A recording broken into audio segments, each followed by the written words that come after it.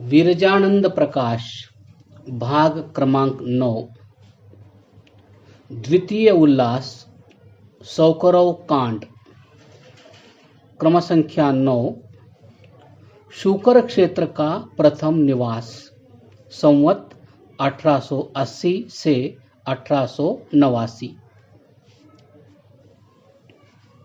वर्तमान सोरो नगर पहले गंगा के तट पर ही स्थित था। गंगा अकबर, जहांगीर, तुलसीदास आदि के समय में पुराने ही मार्ग में बहती थी। सोरो निवासी तुलसीदास गंगा की इस पुरानी धारा को ही संवत 1604 भाद्रपद वदी 3 शुक्रवार तदनुसार 5 अगस्त 1547 ख्रीस्ताब्द को आधी रात में पार करके दूसरे तट पर स्थित बदरिया ग्राम में अपने ससुरालय को गए थे। महाकवि नंदवास के पुत्र कृष्णदास ने यहीं पर स्थित गंगा की धारा की बाढ़ का वर्णन अपनी कविता में किया था। अब कई शतियों से गंगा की धारा मार्ग परिवर्तन कर 4 मील दूर हट गई है। हम पहले कह चुके हैं कि दंडी जी काशी गमन तथा हरिद्वार को परावर्तन काल में 2 बार सोरों ठहरे थे। इन 2 समयों में एक बार या 2 बार दंडी जी का चातुर्मास्य सोरों में हुआ हो तो आश्चर्य नहीं। सोरों में प्रज्ञाचक्षु जी का यह आगमन तीसरी बार था।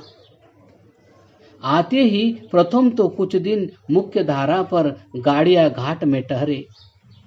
तदुपरांत वे सोरों आ गए और विश्राम कर पूर्वोषित विश्रांत घाट स्थान पर स्थिति की।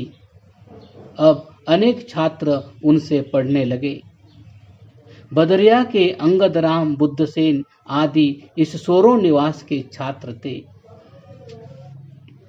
सोरों में विरजानंद का चित्त अनेक विध ऊहापोहों से उद्विग्न रहता है। श्री दंडी जी की चिंताएं किम विषयक थी यह मीमांसनीय है। वे एक आदर्श निष्प्रह सन्यासी थे, अतः किसी सांसारिक वस्तु की चिंता से उनका दूर का संबंध भी संभव नहीं था। उनका आध्यात्मिक जीवन न केवल स्वतः पुनीत प्रत्युत संपर्क में आने वालों को भी पवित्र बनाने वाला था, अतः तद विषयक भी कोई चिंता उद्वेग की संभावना नहीं है।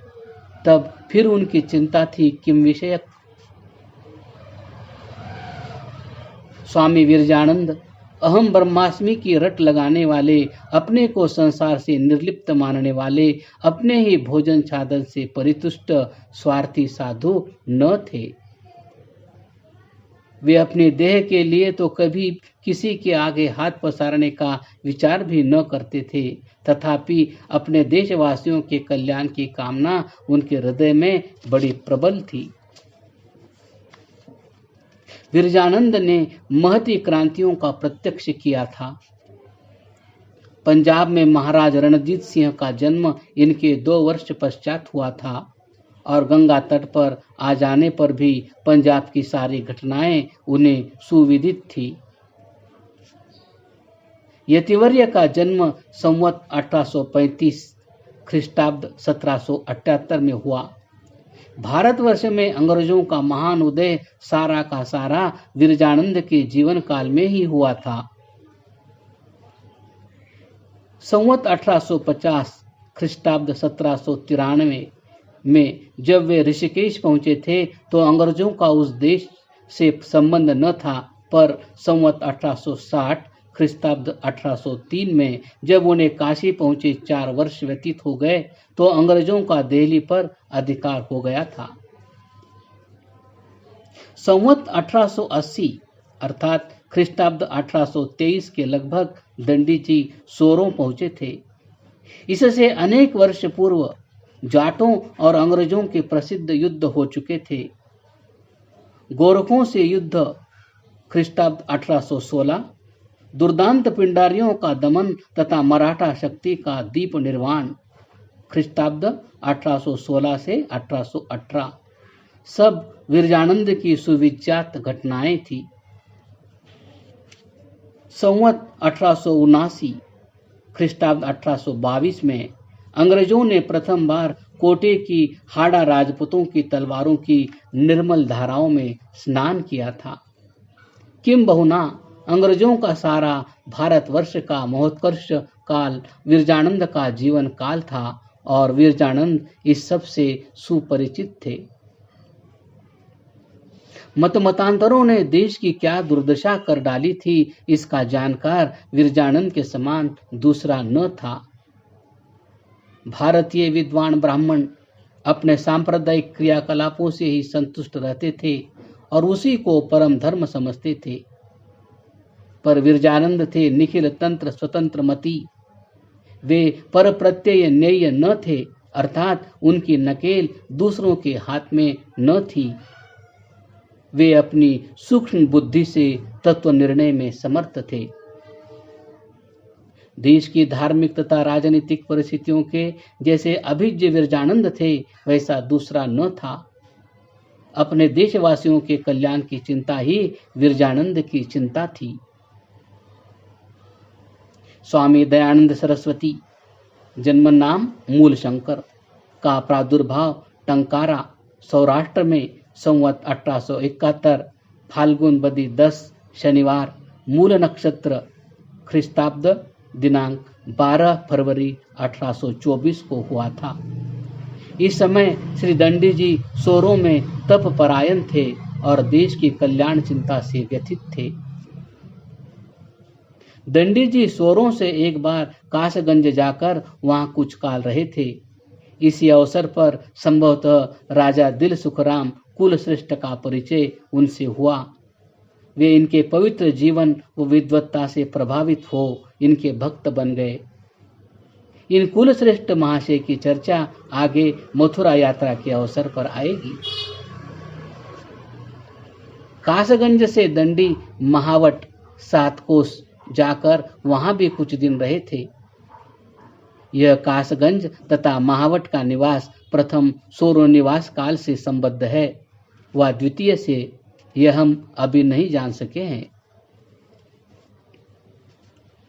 क्रम संख्या 10 अलवर नृपति समागम संवत 1889। दंडी जी कभी कभी सोरों के विश्रांत घाट से गंगा की धारा पर स्नानार्थ एकाकी ही चले जाते थे। संवत 1889 वैशाख मास कृष्ण पक्ष में एक बार वे इसी प्रकार गड़िया घाट पर स्नानार्थ गए थे और गंगा में खड़े होकर शंकराचार्य विरचित विष्णु स्तोत्र की आवृत्ति कर रहे थे।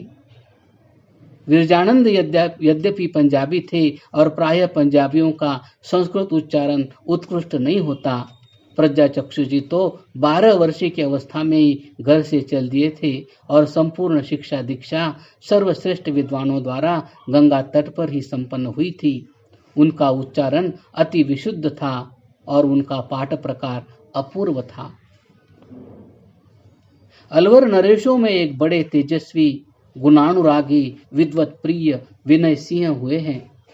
उनका जन्म संवत 1865 आश्विन बदी एकादशी को हुआ था और 6 वर्ष की अवस्था में ही ये राजा महाराव राजा सवय विनय सिंह जी बन गए थे।